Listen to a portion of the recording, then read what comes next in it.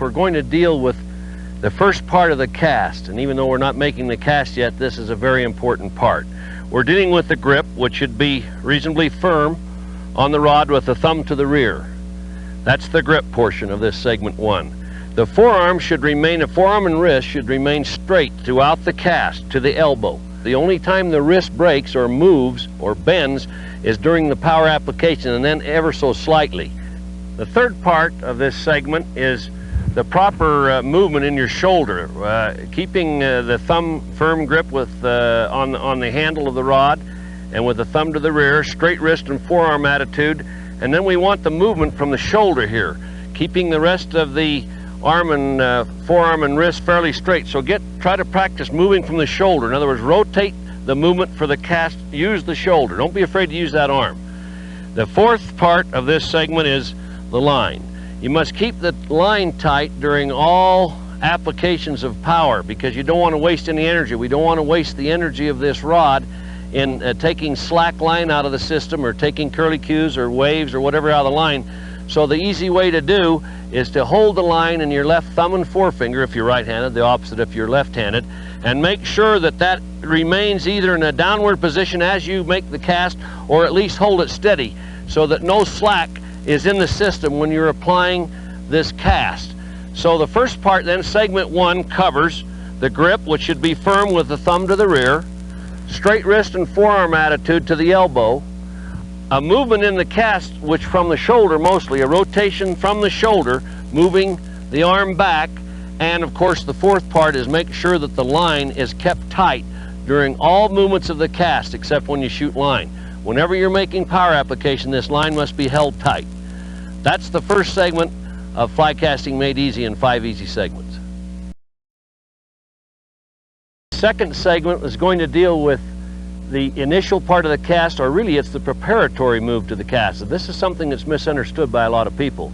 In this action, we're going to point the rod at the target so that it gives us the maximum amount of movement to the rod as we come back in preparing to apply power. The second part of this segment is, of course, maintaining tightness with the line, but also we push the line down now at the same time we draw this rod up. As we draw this rod towards us, and I'm doing all this slow motion, we'll do it again here so we can show you again. As we draw this rod towards us, it's solving 2 or 3 problems.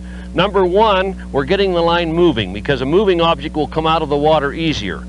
Number 2, with that movement and draw portion towards us, we're taking the slack, any curlicues or any curls or anything that might be in the line, so that we're not going to waste the rod's energy on taking those out of the line. And 3, and probably just as important as anything, you'll notice that we've lifted a lot of the line out of the water by the time we get back here in the preparatory to making the power movement. And that means that we have to waste less energy in breaking the surface tension. In other words, if we have to break the surface tension of 20 foot of line on the water, it takes a lot less energy to break the surface tension of 2 or 3 feet on the water. Now, along with that, of course, is combine always tight hand, and we even move the hand down during this movement, so that we get that line moving, take the curlicues out, lift as much of it out of the water as possible in this rearward movement towards our shoulder. That's the second part. Okay, now we're going to deal with the third segment, which is actually the back cast or application of power. Let's quickly go over the first 2 segments. We had a good grip on the rod with the thumb to the rear, straight wrist and forearm attitude, tight control on the line, and a movement in the shoulder. Try to rotating the movement of the cast from the shoulder rather than just the arm.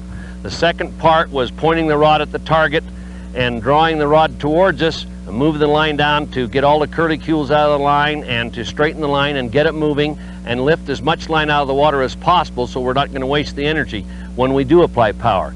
Now this third segment is the power application, and it's very simple.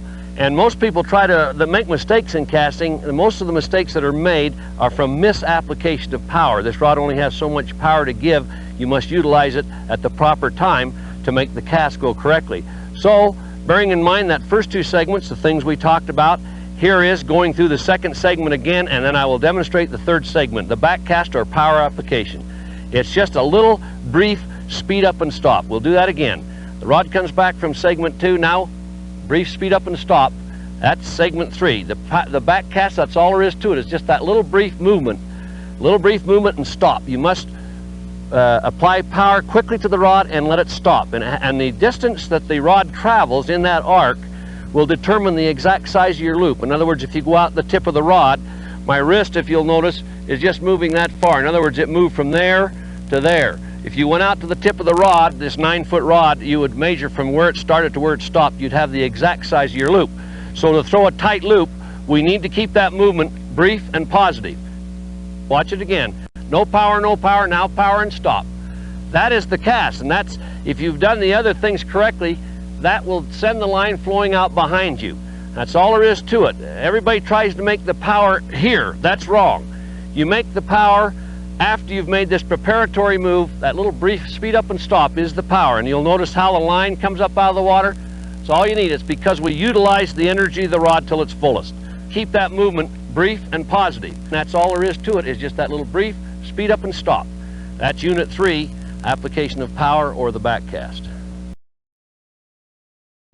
All right, the fourth segment we're going to deal with here is called the delay or hesitation. This is to keep from misusing the energy of the rod like we're trying to do all through this set of mechanical functions which executes the fly cast. We had our grip, wrist, forearm, shoulder rotation, holding the line. We pointed the rod at the target. We made the preparatory move, getting the slack out of the line and off the water. Then we made the power application, which was that little short, brief speed up and stop right there. Now the fourth segment is the delay or hesitation. This is to allow the line to unfurl behind us or almost straighten out so that we don't start the forward cast until that has taken place. The reason for this is that we don't want to use the energy of the rod, just like we didn't want to misuse the energy of the rod in breaking excess surface tension on the water when we were drawing the line off the water. We don't want to misuse the energy of the rod by unfurling the line. We want the line to unfurl itself almost so that when we start our forward cast, we have the line directly behind the rod and we're not having to use any of the energy to take the curl out. Now the delay or hesitation varies according to how much line you have out. If you notice, I have a short amount of line here. I don't wait very long and I start the forward cast. But as I work line out here, I have to wait just a little longer. The more line I have out, the longer I hesitate and delay for that line to unfurl. The more line I have out, the longer I wait. And if I've got about 40-50 feet out, it takes about that much delay, and then I start the forward cast. Now what happens if I don't wait long enough, and you've all done this and you'll all recognize it, if I start that, if I don't delay, then what happens? The cast doesn't go. In other words, if I don't delay long enough, the line ends in a pile, and the reason for that is that we've misused the energy. We use most of the energy of the rod in unfurling that line behind us, and by the time we started to drive it forward, most of the rod's energy would use. And you notice when you snap a fly behind you, or when your line snaps behind you, that's what happens. You've started the forward cast too soon and you didn't wait long enough on the delay. If you have trouble getting this back cast, waiting for the back cast, delay or hesitation, turn sideways to the cast and you can stand here and watch your cast and see about how long it takes to unfurl. And even you can experiment and try casting too soon or too late and see what effect it has on your cast. But this is a good way to get in practice to have that feeling of how much time to wait for that line to extend out behind you on the back cast. That's segment 4, the delay or hesitation. Now we're going to deal with segment 5, which is what we've been trying to get to, is the forward cast, the thing that we put out there to hopefully catch the fish with. We're ready for step 5, which, as we said, is the draw and forward cast, which is power application on the forward cast. When we have our rod back here in this position, we've waited long enough for our line to unfurl behind us. The forward cast and draw execution is made in this manner. Now remember, it's always important to have control of this line at all time. No difference throughout the whole cast. You never let go of this line when you're applying power during the cast. This draw and power application is made like this. The little slight forward movement of the rod, what this does is it makes sure the line is straightened out entirely behind you and you've got the line moving forward now. This should always be done with forward motion with the reel slightly ahead and down from the tip in a downward motion like that. Once you have made that draw motion, and we make that draw motion from up here, then the forward cast is made, which is exactly the same as that back cast, just that short little flick of the wrist. In other words, a draw, flick. Draw, flick. There is the forward cast. Draw, power application. Here again, draw, power application. Here again, draw forward, and the little flick of the wrist. Remember, the movement is short and positive. It's not jerky, it's smooth, but it's positive, and the power application has to start and stop in a brief space of time. That determines the size of your loop. And if you have done those things, the hardest part of casting is not that part. The fifth part is the easiest part of casting once you've learned the first four parts. The fifth part, which is the draw and forward cast or forward power application, should be relatively easy. In fact, the first four parts are the parts that most people make mistakes on more frequently. So if we do those first parts right, we just make that little draw and that little flick on the forward cast, and you notice 45 foot of line sails out almost effortlessly. And we can even increase that, and we get 50 foot of line out now, and just with that little draw and that little flick, the line just turns over and lays down like thistledown.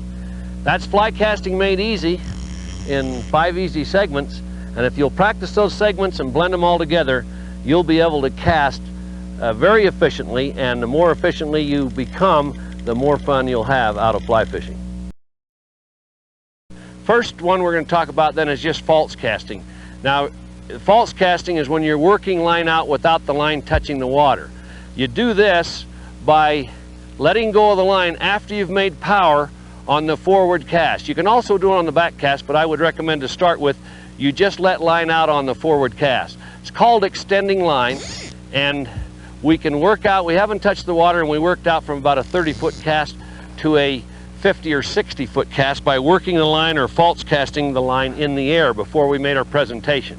Now that is done by the time you extend line is after you never let go of this line when you're making power, when you're doing power with the rod. The only time you let go of that line is after the power. See, I let go of it there. In other words, I make the power stroke and I let a little bit of line out. We hit a little snag behind us. You always get snags when you're fishing. I make the power stroke, I extend a little line, just 3 or 4 feet, and I extend a little bit more and stop it and pick it up, extend a little bit more, and I'm letting this line slide through my fingers until finally I've extended the line 20 or 30 feet.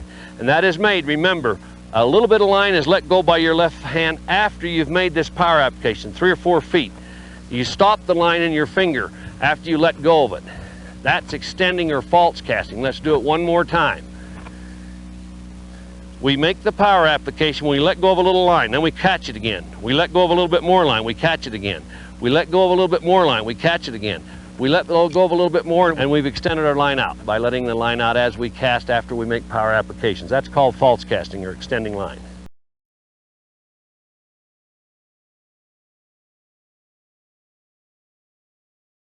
Okay, in our earlier segments we talked about executing the proper mechanical functions on the rod to easily cast 35 to 45 foot of line. Now, once you've learned how to handle that much line proficiently, it's very easy to extend your casting distance out to 55, 60, 65 feet with one cast. And this is very easy, especially after you've learned how to handle that initial 35 or 40 feet and have control of it. And the way you extend your cast is we have our 35 or 40 feet. Let's just pretend we had our tape here at 40 feet, and we've been practicing with this, and we do pretty good with it now. The only difference between that cast of 35 or 40 feet and a 55 or 60 foot cast is what we call a line shoot. The line shoot is made after the power application. Remember, we talked about holding the line tight in the system all during the power application of the cast. Once we've made that power application on the forward part of the cast, in order to shoot line, all we have to do is let go of that line after we've made the power application. We made a 65 foot cast out of a 45 foot cast.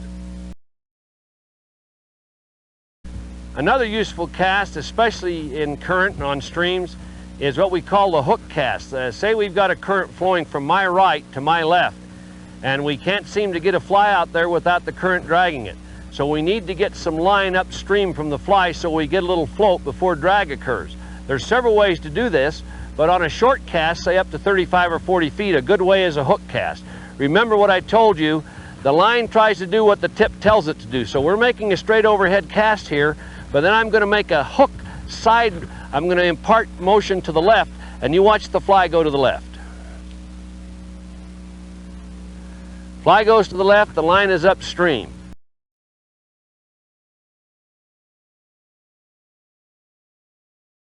Tying a proper knot is one of the most important parts of fishing, yet surprisingly, a lot of fishermen don't know how to tie a good knot. A good knot can return 95 to 100% of the strength of your line back to you, while an improper knot may reduce your line strength as much as 50% or more. Here's an example of that situation. Here's a 4-turn knot that we've tied. We're going to pull it on this scale, and this is a 6-pound line. That broke at about 3 pounds. Here is a knot, proper 6-turn clinch knot tied to the same weight of line, and you notice we get that right up to about 6.5 pounds before it broke. We're going to be learning several knots. There's 15 or 20, but the 3 or 4 basic ones are the ones we're going to deal with, and if you learn to tie 3 or 4 good knots, that's all you need. Are knots important? Remember, the wrong knot or even an improperly tied correct knot can reduce your fishing line by as much as 50% of its otherwise normal strength. We're going to start demonstrating here with this cord so that you can easily see it rather than thin monofilament line. We've threaded the line through the eye of the hook, and now we're going to, with our thumb and forefinger of our left hand, we're going to maintain a space there, and we're going to wrap the tag end of the line around the standing portion of the line 6 turns, not 4 or 5, but 6. Count them. That's important, the amount of times you wind it around. Now, after we've wound 6 turns around the standing portion, we're going to take the tag end and slip it through the space we maintain with our thumb and forefinger. We're going to gently tug on a line. Sometimes this cord doesn't pull up as well. We should lubricate it if we were tying with monofilament, and slowly draw the knot up. Slowly draw it until all of the segments are jammed together in a nice tight knot. You can trim this knot very close. Leave about a 1/16 or an 1/8 of an inch is all you need of a tag end, and you have a knot here that'll return 95 to 100% of your line strength and relatively easy to tie.